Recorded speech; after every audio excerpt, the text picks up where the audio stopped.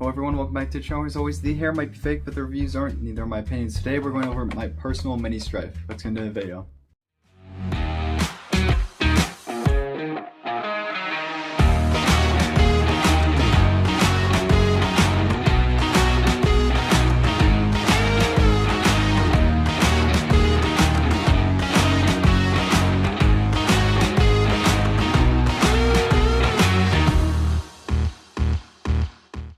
So first off, this blaster was not built by me. This was built by Captain Shotgun. Link to his web store in the video description box below. If you want to go check him out, feel free to. He will gladly build you one of these. But starting off with this is my Mini Stryfe I ran in Maryland. I was actually given a request to talk about this, so let's talk about it. Starting off with the very obvious internal modifications. This is a Mini Stryfe using Hawkeye 007's Mini Stryfe kit, which makes you cut down the kit, or the Stryfe magwell area. So you're then attaching this half with this half and cutting out that middle so that way it takes only half-length magazines. This is not compatible with full-length magazines anymore. Internal modifications, this is running a Band Blaster's Banshee cage that is hitting about 190 feet per second average is what I was getting, with 16 gauge silicone insulated wiring. That has led to a out of darts expanded battery door with a worker thumb screw. Then there's a XT60 connector. Down here is a Omron 21 amp micro switch on the stock rev trigger. Moving to the main firing trigger. It has one of my custom trigger springs in there that did not come with it. I had to personally make that and then install that, but I can very easily do that. Mag release is a 3D printed extended mag release. It's low profile enough for me, but it's also comfortable enough just to hit. It just feels right and it feels good. Moving on to the magwell. The magwell is flared.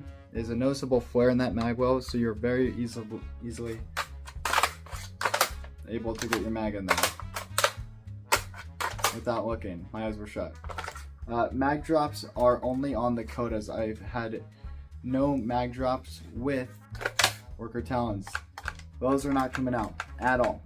Now to the external modifications. This is worker Picatinny rail. They actually cut down because this was made for the length of the Stryfe, so I cut down about 3 notches, give or take, on that. Up here is a Fiachi red dot on a Fiachi riser.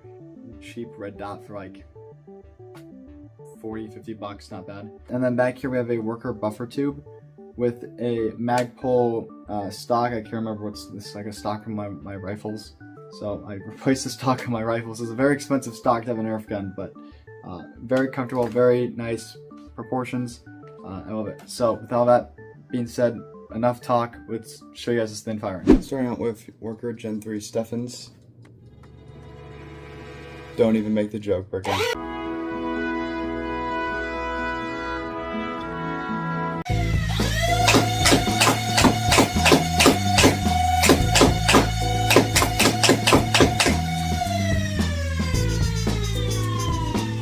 Now firing some worker heavies for comparison.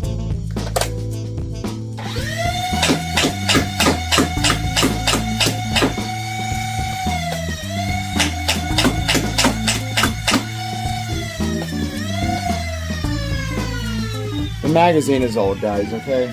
Now on to my final thoughts and opinions on the Mini Stryfe. I am blown away with this thing, and I am in love with this blaster. It's one of my go-to blasters for higher FPS, and I've loved it. And I've completely just run the crap out of this thing.